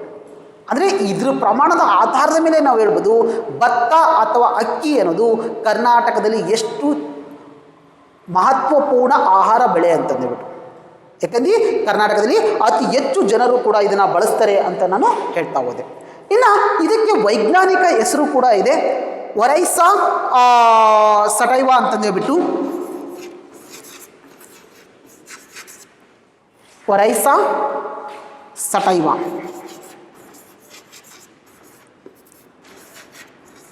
ಸಟೈವಾ ನೋಡಿ, ಒರೈಸಾ ಸಟೈವಾ ಅನ್ನೋದು ಇದರ ವೈಜ್ಞಾನಿಕ ಹೆಸರು. ನಾವು ಕಾಮನ್ ಆಗಿ ಭತ್ತ ಅಂತಂದೇಳಿ ಕರಿತೀವಿ, ಆದರೆ ವೈಜ್ಞಾನಿಕವಾಗಿ ಇದನ್ನು ನಾವು ಕರಿತಕ್ಕಂಥ ಹೆಸರು ಅಂದರೆ ಒರೈಸಾ ಸಟೈವಾ ಅಂತಂದೇಳಿ ಈ ಒಂದು ಹೆಸರಿನಿಂದಲೂ ಕೂಡ ಭತ್ತದ ಒಂದು ಭತ್ತವನ್ನು ನಾವು ಕರಿತಕ್ಕಂಥದ್ದು ಕಾಣ್ತಾ ಹೋಗುತ್ತೆ. ಆದರೆ ಈ ಬೆಳೆಯನ್ನು ಇದು ಒಂದು ಆಹಾರದ ಬೆಳೆ ಆಗಿರ್ಬೋದು, ಆದರೆ ಈ ಬೆಳೆಯನ್ನು ನಾವು ಒಣ ಭೂಮಿಯಲ್ಲಿ ಬೆಳೀಲಿಕ್ಕೆ ಸಾಧ್ಯತೆ ಇಲ್ಲ. ಮಳೆಯನ್ನು ಆಧರಿಸಿದ ಭೂಮಿಗಳಲ್ಲಿ ಇದನ್ನು ಅತಿ ಉತ್ಪಾದನೆ ಮಾಡಲಿಕ್ಕೆ ಸಾಧ್ಯತೆ ಇಲ್ಲ. ಹೆಚ್ಚಾಗಿ ಈ ಭೂಮಿ ಅಥವಾ ಈ ಒಂದು ಬೆಳೆಯನ್ನು ನಮಗೆ ನೀರಾವರಿ ಸೌಲಭ್ಯ ಅತಿ ಹೆಚ್ಚು ಇರುವಂಥ ಜಾಗಗಳಲ್ಲಿ ಈ ಬೆಳೆಯನ್ನು ಬೆಳೆಯಲಾಗುತ್ತೆ. ನೀರಾವರಿ ಸೌಲಭ್ಯಗಳಲ್ಲಿ ಬೆಳೀತಕ್ಕಂಥ ಅತಿ ಪ್ರಮುಖ ಬೆಳೆ ಅಂತಂದರೆ ಭತ್ತ ಅಂತ ನಾವು ಹೇಳ್ಬೋದು. ಮತ್ತು ಇತ್ತೀಚಿನ ದಿನಗಳಲ್ಲಿ ನೀರಾವರಿ ಸೌಲಭ್ಯದ ಜೊತೆಯಲ್ಲೇ ರಾಸಾಯನಿಕ ಗೊಬ್ಬರಗಳಿರ್ಬೋದು ಮತ್ತು ಅಧಿಕ ಇಳುವರಿ ಕೊಡುವ ಒಂದು ಬೀಜಗಳು ನಮಗೆ ಸಿಗ್ತಾ ಇರೋದ್ರಿಂದ ಇವತ್ತಿನ ದಿನಗಳಲ್ಲಿ ಭತ್ತದ ಉತ್ಪಾದನೆ ದಿನದಿಂದ ದಿನಕ್ಕೆ ಅಥವಾ ವರ್ಷದಿಂದ ವರ್ಷಕ್ಕೆ ಅತಿ ಹೆಚ್ಚು ಆಗ್ತಕ್ಕಂಥದ್ದು ನಮಗೆ ಕಾಣ್ತಾ ಇದೆ. ಸೊ ಅದರ ಒಂದು ಆಧಾರದ ಮೇಲೆ ಅಂದರೆ ವೈಜ್ಞಾನಿಕವಾಗಿ ನಾವು ಕೃಷಿ ವಿಧಾನವನ್ನು ಅಳವಡಿಸಿಕೊಂಡಿರ್ತಕ್ಕಂಥದ್ದು ರೀತಿ ಇರ್ಬೋದು, ಅಥವಾ ರಾಸಾಯನಿಕ ಗೊಬ್ಬರಗಳನ್ನು ಅತಿ ಹೆಚ್ಚಾಗಿ ಬಳಕೆ ಮಾಡ್ತಕ್ಕಂಥದ್ದು ಇರ್ಬೋದು, ಮತ್ತು ಬೀಜದ ಅತ್ಯಧಿಕವಾಗಿ ಒಂದು ಇಳುವರಿ ಕೊಡಬಹುದಾಗಿರ್ತಕ್ಕಂಥ ಒಂದು ಬೀಜಗಳನ್ನು ಬಿತ್ತನೆ ಮಾಡ್ತಕ್ಕಂಥ ಒಂದು ಕ್ರಿಯೆಗಳಿರ್ಬೋದು. ಸೊ ಇವುಗಳ ಆಧಾರದ ಅಥವಾ ಇವುಗಳ ಒಂದು ಪ್ರಭಾವದಿಂದ ನಮಗೆ ಏನಾಗ್ತಕ್ಕಂಥದ್ದು ಅಂದರೆ ಭತ್ತದ ಒಂದು ಉತ್ಪಾದನೆ ಹೆಚ್ಚು ಇಳುವರಿಗಳು ಬರ್ತಕ್ಕಂಥದ್ದು ನಮಗೆ ಕಾಣ್ತಾ ಹೋಗುತ್ತೆ. ಮತ್ತು ಈ ಭತ್ತ ಇದೆಯಲ್ಲ, ಇದು ಒಂದು ಉಷ್ಣವಲಯದ ಬೇಸಾಯ ಪದ್ಧತಿ ಅಥವಾ ಉಷ್ಣವಲಯದಲ್ಲಿ ಬೆಳೀತಕ್ಕಂಥ ಬೆಳೆ ಅನ್ನೋದನ್ನು ನೀವು ಗಮನಿಸಲಿಟ್ಕೋಬೇಕು. ಇದನ್ನು ಶೀತ ಪ್ರದೇಶದಲ್ಲಿ ಬೆಳೀಲಿಕ್ಕೆ ಸಾಧ್ಯತೆ ಇಲ್ಲ. ನಮಗೆ ಹೆಚ್ಚು ನೀರು ಬೇಕು ನಿಜ ಈ ಬೆಳೆಗೆ, ಆದರೆ ಇದನ್ನು ಬೆಳಿಬೇಕು ಅಂತಂದರೆ ನಮಗೆ ಉಷ್ಣವಲಯದ ಭಾಗವೇ ಆಗಿರಬೇಕು. ನಾವು ಅತಿ ಶೀತ ಪ್ರದೇಶ ಇರ್ತಕ್ಕಂಥ ಪ್ರದೇಶಗಳಲ್ಲಿ ಭೂಭಾಗದಲ್ಲಿ ಇದನ್ನು ಬೆಳೀಲಿಕ್ಕೆ ಸಾಧ್ಯತೆ ಇಲ್ಲ. ಅದು ಜಮ್ಮು ಕಾಶ್ಮೀರದ ಇನ್ನೊಂದು ಭಾಗಗಳಲ್ಲಿ ನಾವು ಈ ಒಂದು ಬೆಳೆಗಳನ್ನು ಬೆಳೀಲಿಕ್ಕೆ ಸಾಧ್ಯತೆ ಇಲ್ಲ. ಸೊ ಇದಕ್ಕೆ ಉಷ್ಣಾಂಶ ಅತ್ಯಧಿಕವಾಗಿ ಇರಬೇಕಾಗುತ್ತೆ. ಉಷ್ಣಾಂಶದ ಅವಶ್ಯಕತೆ ಇದಕ್ಕೆ ಇರೋದ್ರಿಂದ ಸೊ ಇದನ್ನು ನಾವು ಉಷ್ಣವಲಯದ ಬೆಳೆ ಅಂತಂದು ಕೂಡ ನಾವು ಇದನ್ನು ಕರೀತಕ್ಕಂಥದ್ದು. ಹೆಚ್ಚು ಮಳೆ ಅವಶ್ಯಕತೆ ಇದಕ್ಕೆ ಇರುತ್ತೆ, ಉಷ್ಣಾಂಶವೂ ಕೂಡ ಅತ್ಯಧಿಕವಾಗಿ ನಮಗೆ ಇದಕ್ಕೆ ಬೇಕಾಗುತ್ತೆ. ಮತ್ತು ಈ ಬೆಳೆಯನ್ನು ಬೆಳೀಲಿಕ್ಕೆ ನಮಗೆ ಸಮತಟ್ಟಾಗಿರ್ತಕ್ಕಂಥ ಭೂಪ್ರದೇಶ ಅವಶ್ಯಕತೆ ಇದೆ. ಸೊ ನಮಗೆ ಗುಡ್ಡಗಾಡು ಪ್ರದೇಶವಾಗಲಿ ಅಥವಾ ಇಳಿಜಾರು ಪ್ರದೇಶಗಳಾಗಲಿ ಕೃಷಿ ಈ ಭತ್ತದ ಬೆಳೆಯನ್ನು ಬೆಳೀಲಿಕ್ಕೆ ಸಾಧ್ಯತೆ ಇಲ್ಲ. ಇಲ್ಲಿ ಸಮತಟ್ಟಾಗಿರ್ತಕ್ಕಂಥ ಭೂಪ್ರದೇಶ ಬೇಕು, ಯಾಕಂದರೆ ಇಲ್ಲಿ ಹೆಚ್ಚು ಕಾಲ ನೀರನ್ನು ನಿಲ್ಲಿಸಬೇಕಾಗುತ್ತೆ. ಸೊ ಹಾಗಾಗಿ ಇಳಿಜಾರು ಪ್ರದೇಶವಾದರೆ ನೀರು ಹರಿದು ಹೋಗಿಬಿಡುತ್ತೆ. ಹಾಗಾಗಿ ಇಲ್ಲಿ ಇಂತಹ ಪ್ರದೇಶಗಳಲ್ಲಿ ಬೆಳೀಲಿಕ್ಕೆ ಈ ಬೆಳೆಯನ್ನು ಬೆಳೀಲಿಕ್ಕೆ ಸಾಧ್ಯತೆ ಇಲ್ಲ, ನೀರು ನಿಂತಿರಬೇಕಾಗುತ್ತೆ. ಸೊ ಹಾಗಾಗಿ ಸಮತಟ್ಟಾಗಿರ್ತಕ್ಕಂಥ ಭೂಪ್ರದೇಶದಲ್ಲಿ ಈ ಒಂದು ಹೆಚ್ಚು ಬೆಳೆಯನ್ನು ಬೆಳೀಲಿಕ್ಕೆ ಸಾಧ್ಯತೆ ಇದೆ. ಮತ್ತು ಕರ್ನಾಟಕದ ವಿಚಾರಕ್ಕೆ ಬರೋದಾದರೆ ಮುಂಗಾರು ಏನು ಮಳೆಗಾಲದ ಬೆಳೆ ಇದೆ, ಇದನ್ನು ನಾವು ಹೈನು ಬೆಳೆ ಅಂತಂದೇಳಿ ಕರಿತೀವಿ ಅಥವಾ ಮುಂಗಾರು ಬೆಳೆ ಅಂತಂದೇಳಿ ಕರಿತಾ ಹೋಗ್ತೀವಿ. ಈ ಬೆಳೆಯಲ್ಲಿ 70% ಭಾಗ ಅಂದರೆ ಕರ್ನಾಟಕದಲ್ಲಿ ಉತ್ಪಾದನೆ ಆಗುವಂಥ ಭತ್ತದ ಉತ್ಪಾದನೆಯಲ್ಲಿ 70% ಮಳೆಗಾಲದ ಬೆಳೆಯಲ್ಲಿಯೇ ನಾವು ಬೆಳಿತೀವಿ. ಅಂದರೆ ಮಳೆಗಾಲದ ಬೆಳೆ ಅಂತ ಅಂದರೆ ನಮಗೆ ಸಾಮಾನ್ಯವಾಗಿ ಅದನ್ನು ಬಿತ್ತನೆ ಕಾರ್ಯ ಜೂನ್ ಮತ್ತು ಆಗಸ್ಟ್ ತಿಂಗಳಲ್ಲಿ ಆಗುತ್ತೆ. ಜೂನ್ನಿಂದ ಆಗಸ್ಟ್ ತಿಂಗಳಲ್ಲೇ ಅದನ್ನು ಬಿತ್ತನೆ ಕಾರ್ಯ ಅಥವಾ ಒಂದು ನಾಟಿಯನ್ನು ಮಾಡ್ತಾರೆ. ನವಂಬರ್ ಡಿಸೆಂಬರ್ನಲ್ಲಿ ಅದನ್ನು ಕಟಾವು ಮಾಡ್ತಾರೆ. ಸೊ ಈ ಒಂದು ಅವಧಿಯಲ್ಲಿ ಕರ್ನಾಟಕದಲ್ಲಿ ಉತ್ಪಾದನೆ ಆಗುವ ಭತ್ತದ 70% ಉತ್ಪಾದನೆ ಈ ಒಂದು ಅವಧಿಯಲ್ಲಿ ಆಗುತ್ತೆ, ಅಂದರೆ ಜೂನಿಂದ ಡಿಸೆಂಬರ್ ಒಳಗೆ. ಇನ್ನು ಆ ನಂತರದಲ್ಲಿ ಬೇಸಾಯ ಏನು ನಾವು ಕಾರು ಬೆಳೆ ಅಂತಂದೇಳಿ ಕರಿತೀವಿ, ಅದನ್ನು ಕಾರು ಬೆಳೆ ಅಂತಂದೇಳಿ ಕರಿತೀವಿ. ನೋಡಿ, ಮುಂಗಾರು ಬೆಳೆ ಮತ್ತು ಕಾರು ಬೆಳೆ ಎರಡು ಬೆಳೆಗಳನ್ನು ಮಾಡ್ಕೊಂಡಿದ್ವಿ. ಕರ್ನಾಟಕದಲ್ಲಿ ಸಾಮಾನ್ಯವಾಗಿ ಬೆಳೀತಕ್ಕಂಥದ್ದು ಮುಂಗಾರು ಬೆಳೆ ಮತ್ತು ಕಾರು ಬೆಳೆ ಅಂತಂದೇಳಿ ಕರಿತೀವಿ. ಸೊ ಕಾರು ಬೆಳೆ ಅಂದರೆ ಬೇಸಿಗೆಯಲ್ಲಿ ಅಥವಾ ಒಂದು ಚಳಿಗಾಲ ಮತ್ತು ಬೇಸಿಗೆಯಲ್ಲಿ ಬೆಳೀತಕ್ಕಂಥ ಬೆಳೆ ಆಗಿರುತ್ತೆ. ಇದನ್ನು ಸಾಮಾನ್ಯವಾಗಿ ಜನವರಿ ಮತ್ತು ಫೆಬ್ರವರಿಯಲ್ಲಿ ಸ್ಟಾರ್ಟ್ ಮಾಡ್ತಾ ಹೋಗ್ತಾರೆ. ಇಲ್ಲಿ ಕೇವಲ ಒಂದು 30% ಉತ್ಪಾದನೆಯನ್ನು ಮಾಡಲಿಕ್ಕೆ ಸಾಧ್ಯತೆ ಇರತಕ್ಕಂಥದ್ದು ನಮಗೆ ಕಾಣ್ತಾ ಹೋಗುತ್ತೆ. ಫೆಬ್ರವರಿ ಜೂನಿಂದ ನಡೀತಕ್ಕಂಥ ಒಂದು ಕಾಲಾವಧಿಯಲ್ಲಿ, ಅಂದರೆ ಬೇಸಿಗೆ ಅಂತ ಕಾಲ ಅಂತ ಹೇಳ್ತೀವಿ. ಸೊ ಈ ಸಂದರ್ಭದಲ್ಲಿ ನಡೀತಕ್ಕಂಥ ಒಂದು ಬೆಳೆಯಲ್ಲಿ ಕೇವಲ ಒಂದು 30% ಅಷ್ಟೇ ಮಾತ್ರ ಇದು ಉತ್ಪಾದನೆ ಆಗ್ತಕ್ಕಂಥದ್ದು ನಮಗೆ ಕಾಣ್ತಾ ಹೋಗುತ್ತೆ. ಇನ್ನು ಈ ಒಂದು ಭತ್ತವನ್ನೇ ನಾವು 2 ವಿಧಾನಗಳ ಮೂಲಕ ಬೆಳೆಯಲಾಗುತ್ತೆ. ನಮಗೆ ಸಾಮಾನ್ಯವಾಗಿ ಮೈದಾನ ಪ್ರದೇಶಕ್ಕೆ ಬಂದರೆ ಅಲ್ಲಿ ನಾಟಿ ಮಾಡುವ ಒಂದು ಪದ್ಧತಿಯ ಮೂಲಕ ಭತ್ತವನ್ನು ಬೆಳೆಯಲಾಗುತ್ತೆ. ಸೊ ಇಲ್ಲಿ ನಾಟಿ ಮಾಡುವ ಮೂಲಕ ಅಂದರೆ ಮೊದಲು ಸಸಿಗಳನ್ನು ಬೀಜಗಳನ್ನ ಹಾಕ್ತಾರೆ. ಸೊ ಅಲ್ಲಿ ನಾವು ಆ ಸಸಿಗಳನ್ನು ಕಿತ್ತು ಇನ್ನೊಂದು ಕಡೆಗೆ ತಗೊಂಡೋಗಿ ಇಡಿಯಾಗಿ ಹಚ್ಚುವಂಥದ್ದು. ಸೊ ಇದನ್ನು ನಾಟಿ ಪದ್ಧತಿ ಅಂತಂದೇಳಿ ಕರಿತೀವಿ. ಈ ನಾಟಿ ವಿಧಾನದಿಂದ ಹೆಚ್ಚು ಭತ್ತದ ಉತ್ಪಾದನೆ ಸಾಧ್ಯತೆ ಇದೆ ಮತ್ತು ನೀರಿನ ಅವಶ್ಯಕತೆಯೂ ಕೂಡ ಈ ಒಂದು ನಾಟಿ ವಿಧಾನಕ್ಕೆ ಹೆಚ್ಚಿನ ಅವಶ್ಯಕತೆ ಇರುತ್ತೆ. ನೀರಿನ ಸೌಲಭ್ಯ ಅತಿ ಹೆಚ್ಚು ಇರುವಂಥ ಜಾಗಗಳಲ್ಲಿ ಮಾತ್ರ ಈ ನಾಟಿ ವಿಧಾನವನ್ನು ಅಳವಡಿಸ್ಕೊಳ್ತಾರೆ ಮತ್ತು ಇಲ್ಲಿ ಹೆಚ್ಚು ಫಸಲು ಬರಲಿಕ್ಕೆ ಸಾಧ್ಯತೆ ಇದೆ. ಉತ್ಪಾದನೆ ಕೂಡ ಅತ್ಯಧಿಕವಾಗಿರುತ್ತೆ ಈ ನಾಟಿ ಪದ್ಧತಿಯಿಂದ. ಆದರೆ ಇನ್ನು ಚೆಲ್ಲುವ ಪದ್ಧತಿಯನ್ನು ನಾವು ಮಲೆನಾಡು ಪ್ರದೇಶದಲ್ಲಿ ಕಾಣ್ತಾ ಹೋಗ್ತೀವಿ. ಇಲ್ಲಿ ಆಗಲ್ಲ, ನಾಟಿ ಮಾಡೋದಿಲ್ಲ, ಇದನ್ನು ಚೆಲ್ಲುವಂತಹ ವಿಧಾನದ ಮೂಲಕವೂ ಕೂಡ ಭತ್ತವನ್ನು ಬೆಳೀತಾರೆ. ಆದರೆ ಉತ್ಪಾದನೆ ಪ್ರಮಾಣ ಇಲ್ಲಿ ನಾಟಿ ಮಾಡುವ ಪದ್ಧತಿಗಿಂತಲೂ ಕೂಡ ಕಡಿಮೆ ಇರತಕ್ಕಂಥದ್ದು ನಮಗೆ ಕಾಣ್ತಾ ಹೋಗುತ್ತೆ. ಇನ್ನು ಭತ್ತವನ್ನು ಬೆಳೀತಕ್ಕಂತಹ ಪ್ರದೇಶಗಳು ಯಾವುವು ಕರ್ನಾಟಕದಲ್ಲಿ ಯಾವ ಯಾವ ಭಾಗಗಳಲ್ಲಿ ಅಥವಾ ಯಾವ ಜಿಲ್ಲೆಗಳಲ್ಲಿ ಒಂದು ಭತ್ತವನ್ನು ಅತಿ ಹೆಚ್ಚಾಗಿ ಉತ್ಪಾದನೆ ಮಾಡ್ತಾರೆ ಅನ್ನೋದನ್ನು ನಾವು ನೋಡಬೇಕಾಗುತ್ತೆ, ಹೌದಲ್ವಾ? ಅಂದರೆ ಕರ್ನಾಟಕದ ಎಲ್ಲ ಭಾಗಗಳಲ್ಲೂ ಕೂಡ ಈ ಒಂದು ಭತ್ತವನ್ನು ಬೆಳೀಲಿಕ್ಕೆ ಸಾಧ್ಯತೆ ಇದೆಯಾ ಅಂತ ನೋಡಿದ್ರೆ ಇಲ್ಲ. ಯಾಕಂದರೆ ಕರ್ನಾಟಕದಲ್ಲಿ ಎಲ್ಲ ಕಡೆಯೂ ಕೂಡ ಸಮತಟ್ಟಾಗಿರ್ತಕ್ಕಂಥ ಭೂಮಿ ಇಲ್ಲ, ಎಲ್ಲ ಕಡೆಯೂ ಕೂಡ ನೀರಾವರಿ ಸೌಲಭ್ಯ ಇಲ್ಲ, ಹೆಚ್ಚು ಮಳೆ ಬರಲಿಕ್ಕೆ ಸಾಧ್ಯತೆ ಇಲ್ಲ. ಸೊ ಹಾಗಾಗಿ ಕೆಲವೊಂದು ಜಿಲ್ಲೆಗಳಲ್ಲಿ ಮಾತ್ರ ಈ ಭತ್ತವನ್ನು ಉತ್ಪಾದನೆ ಮಾಡುವಂಥದ್ದು ನಮಗೆ ಕಾಣ್ತಾ ಹೋಗುತ್ತೆ. ಯಾವ್ಯಾವ ಭಾಗಗಳಲ್ಲಿ ನಮಗೆ ಈ ಭತ್ತದ ಉತ್ಪಾದನೆ ಮಾಡಲಿಕ್ಕೆ ಯೋಗ್ಯವಾಗಿರ್ತಕ್ಕಂಥ ಭೂಮಿಯನ್ನು ಕಾಣಬಹುದು ಅಂತ ಅಂದರೆ, ಬಹುಮುಖ್ಯವಾಗಿ ಕೃಷ್ಣಾ ಮತ್ತು ತುಂಗಭದ್ರಾ ನದಿಗಳು ಹರಿಯುವ ಮುಖಜ ಭೂಮಿಯಲ್ಲಿ, ಕೃಷ್ಣಾ ಮತ್ತು ತುಂಗಭದ್ರಾ ನದಿಗಳು ಹರಿತಕ್ಕಂಥ ಒಂದು ಜಾಗ ಏನಿದೆ, ಮುಖಜ ಭೂಮಿ ಇದೆ. ಸೊ ಅಲ್ಲಿ ನಮಗೆ ಭತ್ತವನ್ನು ಉತ್ಪಾದನೆ ಮಾಡಲಿಕ್ಕೆ ಅಥವಾ ಭತ್ತದ ಬೆಳೆಯನ್ನು ಬೆಳೀಲಿಕ್ಕೆ ಹೆಚ್ಚು ಸೂಕ್ತವಾಗಿರ್ತಕ್ಕಂಥ ಭೂಪ್ರದೇಶ ಇರುತ್ತೆ. ಯಾಕಂದರೆ ಅಲ್ಲಿ ನೀರಿನ ಸೌಲಭ್ಯ ಹೆಚ್ಚಾಗಿರುತ್ತೆ. ಅದನ್ನು ಬಿಟ್ಟರೆ ನಮಗೆ ಸಿಗ್ತಕ್ಕಂಥದ್ದು ಕಾವೇರಿ ನದಿ ಒಂದು ಮುಖಜ ಭೂಮಿಯಲ್ಲಿ, ಅಲ್ಲಿ ಕೂಡ ನಾವು ಭತ್ತವನ್ನು ಉತ್ಪಾದನೆ ಮಾಡಲಿಕ್ಕೆ ಯೋಗ್ಯವಾದಂಥ ಸ್ಥಳಗಳನ್ನು ಕಾಣ್ಬೋದು. ಅದನ್ನು ಬಿಟ್ಟರೆ ಕರಾವಳಿ ತೀರದಲ್ಲಿ ನಮಗೆ ಈ ಒಂದು ಭತ್ತವನ್ನು ಅತಿ ಹೆಚ್ಚಾಗಿ ಉತ್ಪಾದನೆ ಮಾಡಬಹುದಾಗಿರ್ತಕ್ಕಂಥದ್ದು. ಇನ್ನು ಜಿಲ್ಲಾವಾರು ಬರೋದಾದರೆ ರಾಯಚೂರು ಜಿಲ್ಲೆ ಇದೆಯಲ್ಲ, ಅದು ಕರ್ನಾಟಕದಲ್ಲಿ ಅತಿ ಹೆಚ್ಚು ಭತ್ತವನ್ನು ಉತ್ಪಾದನೆ ಮಾಡುವಂಥ ಜಿಲ್ಲೆಯಾಗಿ ನಮಗೆ ಕಾಣ್ತಾ ಹೋಗುತ್ತೆ. ರಾಯಚೂರು ಜಿಲ್ಲೆ ಭತ್ತವನ್ನು ಉತ್ಪಾದನೆಯಲ್ಲಿ ಮೊದಲ ಸ್ಥಾನದಲ್ಲಿ ಇರ್ತಕ್ಕಂಥ ಒಂದು ಜಿಲ್ಲೆ. ಯಾಕೆ ಅಂತಂದರೆ ಇಲ್ಲಿ ನಾನು ಆಗಲೇ ಹೇಳಿದೆ, ಕೃಷ್ಣಾ ನದಿ ಮತ್ತು ತುಂಗಭದ್ರಾ ನದಿಯ ಮಧ್ಯಭಾಗ ಏನಿದೆಯಲ್ಲ ಅದು ಹೆಚ್ಚು ನೀರಾವರಿ ಸೌಲಭ್ಯವನ್ನು ಹೊಂದಿರತಕ್ಕಂಥ ಜಾಗ. ಹಾಗಾಗಿ ಅಲ್ಲಿ ಭತ್ತವನ್ನು ಬೆಳೀಲಿಕ್ಕೆ ಯೋಗ್ಯವಾಗಿರ್ತಕ್ಕಂಥ ಭೂಪ್ರದೇಶ ಅಂತ ಹೇಳಿದೆ, ಅದು ರಾಯಚೂರು ಜಿಲ್ಲೆ ಆ ಭೂಪ್ರದೇಶದಲ್ಲಿ ಬರ್ತಾ ಹೋಗುತ್ತೆ. ಹಾಗಾಗಿ ರಾಯಚೂರಿನಲ್ಲಿ ನೀರಿನ ಸೌಲಭ್ಯ ಜಾಸ್ತಿ ಇರೋದ್ರಿಂದ ಇಲ್ಲಿ ಭತ್ತವನ್ನು ಅತಿ ಹೆಚ್ಚಾಗಿ ಉತ್ಪಾದನೆ ಮಾಡುವಂಥ ಜಿಲ್ಲೆಗಳಲ್ಲಿ ಇದು ಇದೆ. ಅದನ್ನು ಬಿಟ್ಟರೆ ಕರ್ನಾಟಕದ ಇತರ ಜಿಲ್ಲೆಗಳಲ್ಲಿ ನಮಗೆ ಭತ್ತವನ್ನು ಉತ್ಪಾದನೆ ಮಾಡ್ತಾರೆ ಅಂತಂದರೆ, ರಾಯಚೂರನ್ನು ಬಿಟ್ಟರೆ ದಾವಣಗೆರೆ ಜಿಲ್ಲೆ ಇದೆ. ದಾವಣಗೆರೆ ಜಿಲ್ಲೆಯಲ್ಲೂ ಕೂಡ ಹೆಚ್ಚು ಭತ್ತವನ್ನು ಬೆಳೆಯನ್ನು ಬೆಳೀತಕ್ಕಂಥದ್ದು ಕಾಣ್ತಾ ಹೋಗುತ್ತೆ. ಮೈಸೂರು ಇರ್ಬೋದು, ಶಿವಮೊಗ್ಗ ಇರ್ಬೋದು, ಮಂಡ್ಯ ಇರ್ಬೋದು, ಕೊಪ್ಪಳ ಇರ್ಬೋದು, ಉತ್ತರ ಕನ್ನಡ ಇರ್ಬೋದು, ಉಡುಪಿ ಇರ್ಬೋದು, ದಕ್ಷಿಣ ಕನ್ನಡ ಇರ್ಬೋದು. ನಾನು ಆಗಲೇ ಹೇಳಿದೆ, ಸೊ ಕಾವೇರಿ ನದಿ, ಕೃಷ್ಣಾ ಮತ್ತು ತುಂಗಭದ್ರಾ ನದಿ ಮತ್ತು ಕರಾವಳಿ ಅಂತ ಹೇಳಿದೆ. ಸೊ ಹಾಗಾಗಿ ಕರಾವಳಿ ತೀರದಲ್ಲಿ ಬರ್ತಕ್ಕಂಥ ಉಡುಪಿ, ದಕ್ಷಿಣ ಕನ್ನಡ, ಉತ್ತರ ಕನ್ನಡ ಈ ಜಿಲ್ಲೆಗಳಲ್ಲೂ ಕೂಡ ಅತಿ ಹೆಚ್ಚಾಗಿ ಭತ್ತವನ್ನು ಉತ್ಪಾದನೆ ಮಾಡತಕ್ಕಂಥ ಸ್ಥಳಗಳನ್ನು ಅಥವಾ ಪ್ರದೇಶಗಳನ್ನು ಕಾಣಲಿಕ್ಕೆ ಚಾನ್ಸ್ ಇದೆ. ಇನ್ನು ಕಡಿಮೆ ಉತ್ಪಾದನೆ ಮಾಡ್ತಕ್ಕಂತಹ ಜಿಲ್ಲೆಗಳು ಅಂದರೆ ಇನ್ನೂ ಅನೇಕ ನಮಗೆ ಉತ್ತರ ಕರ್ನಾಟಕ ಒಂದು ಜಿಲ್ಲೆಗಳು ಬರ್ತವೆ. ಅಲ್ಲಿ ಭಾಳ ಕಡಿಮೆ ಈ ಒಂದು ಭತ್ತವನ್ನು ಉತ್ಪಾದನೆ ಮಾಡಲಿಕ್ಕೆ ಸಾಧ್ಯತೆ ಇದೆ. ಯಾಕೆಂದರೆ ಅಲ್ಲಿ ಸಾಮಾನ್ಯವಾಗಿ ಮಳೆಯ ಆಧಾರಿತ ಪ್ರದೇಶಗಳು ಇರ್ತಕ್ಕಂಥ ಜಾಗಗಳಲ್ಲಿ ಭತ್ತವನ್ನು ಬೆಳೀಲಿಕ್ಕೆ ಸಾಧ್ಯತೆ ಇಲ್ಲ. ಇನ್ನು ಇತ್ತೀಚೆಗೆ ನಮಗೆ ಆಗಲೇ ಹೇಳ್ತಾ ಇದೆ, ನೀರಾವರಿ ಇದು ಬೆಳೆಯಾಗಿದ್ದು ಇದು ಇತ್ತೀಚಿನ ದಿನದಲ್ಲಿ ಭತ್ತವು ಕೂಡ ಉತ್ತಮವಾದಂಥ ಗುಣಮಟ್ಟದ ಭತ್ತವನ್ನು ಬೆಳೀತಾ ಇದ್ದಾರೆ.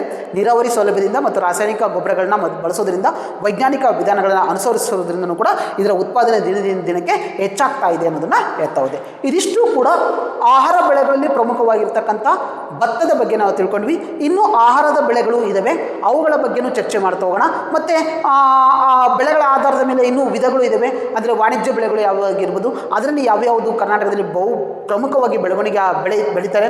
ಇನ್ನು ವಾಣಿಜ್ಯ ಬೆಳೆಗಳು ನುಡುತುಪ್ಪು ಬೆಳೆಗಳಿರ್ಬೋದು ಮತ್ತು ಎಣ್ಣೆಕಾಳುಗಳ ಬೆಳೆಗಳು. ಸೊ ಇವನ್ನೆಲ್ಲವನ್ನು ಕೂಡ ಮುಂದಿನ ತರಗತಿಯಲ್ಲಿ ನಾವು ಹೆಚ್ಚಿನ ವಿಚಾರಗಳನ್ನ ಚರ್ಚೆ ಮಾಡ್ತೀವಿ.